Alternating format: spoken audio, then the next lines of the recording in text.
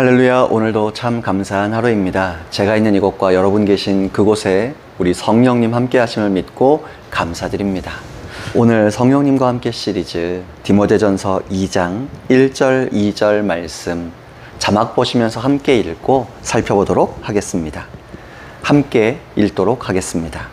그러므로 내가 첫째로 권하노니 모든 사람을 위하여 간구와 기도와 도고와 감사를 하되 임금들과 높은 지위에 있는 모든 사람을 위하여 하라. 이는 우리가 모든 경건과 단정함으로 고요하고 평안한 생활을 하려 함이라. 아멘. 오늘 함께 읽은 말씀을 중심으로 해서요, 중보기도하는 방법, 중보기도하는 방법, 이런 제목으로 잠시 은혜를 나누려고 합니다. 그리스도인이 하나님을 예배하는 삶과 예배자로 살기 위해서, 또 복음 전도를 위해서, 또 구원받은 사람답게 살기 위해서 중보기도가 얼마나 중요한지 오늘 본문 말씀에 참 다양하게 표현하십니다. 그리고 사실 중보기도가 얼마나 중요한지를 모르시는 분들이 없으신 줄 압니다. 오늘 중보기도의 방법이 여러 가지가 있는데요, 그 중에 참 탁월한 방법 한 가지를 소개하고 살펴보고 싶습니다.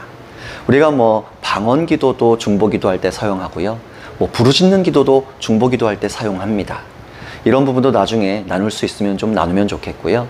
또 다른 곳에서 설명하고 있는 부르짖는 기도나 방언기도에 대한 영상이나 강의나 책을 보시면 좋을 것 같습니다. 오늘 좀 소개하고 싶은 것은요, 듣는 기도입니다. 듣는 기도. 침묵 기도와도 좀 비슷하죠. 근데 듣는 기도라는 것은요, 지난 시간에 잠깐 나누었던 기도의 사도 세 사람, 이엔 바운즈 목사님, 그리고 영국의 리즈 하월즈, 그리고 인도의 기도의 성자 존 하이드 선교사님, 오늘 존 하이드 선교사님을 잠깐 소개하려고 합니다. 여러분도 종종 그런 기도 방식을, 듣는 기도 방식을 사용하곤 하셨을 겁니다. 미국에서 파송된 존 하이드 선교사님은 인도에서 별명이요, 얼마나 주야로 밤낮으로 기도하는 삶을 힘쓰셨든지 그의 별명이 기도하는 중이었습니다. 그래서 우리나라에 소개하고 있는 책이 기도하는 하이드, Praying Hyde라고 되어 있습니다. 1900년도 초에 전 세계에 부흥이 임했잖아요. 영국 웨일즈를 중심으로 해서 전 세계로 퍼져나가고 우리 조국 대한민국 평양에도 대부흥이 임한 적이 있죠. 그리고 존 하이드 선교사님의 간절한 기도를 통해서 인도에 1910년대까지 부흥이 계속 불타올랐다고 증언하고 있습니다. 기도하는 하이드를 사람들은 뭐라고 이렇게 추켜 세워주셨냐면요, 기도하다가 쓰러져 죽을지라도 기도에 목숨 건 사람, 그리고 목숨 걸고 기도해서 매일 4명의 영혼을 얻은 사람, 때때로 밤낮 30일 동안의 기도로 부흥을 응답받은 사람, 그리고 주 예수여 주 예수여 주 예수여 3번 고백했을 뿐인데 사랑과 능력의 임재를 경험하는 통로로 쓰임받은 사람, 그리고 성도의 교제도 힘썼지만 주님과의 교제를 특별히 더 힘썼던 사람, 그리고 이거 아무나 받을 수 없는 말씀인데 주님을 기쁘시게 하기 위해서 결혼하지 않은 사람, 독신의 은사를 받은 사람이었죠. 이분이 기도를 참 24시간, 한 달 내내 화장실 가는 시간, 밥 먹는 시간 빼고 기도만 주구장창 하는 그런 시즌을 자주 보내셨는데요, 그럴 때마다 이분은 계속 부르짖는 기도만 하진 않으셨어요. 하나님께 중보기도 제목을 하나를 고백합니다. 예를 들어 이런 것이죠. 하나님, 이 인도 땅에 부흥을 주시옵소서.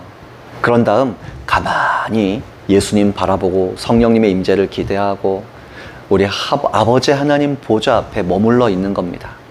그리고 부흥을 주시겠다라는 하나님의 마음이나 사인이나 감동이 임할 때까지 가만히 주님께 집중하고 머물러 있는 겁니다.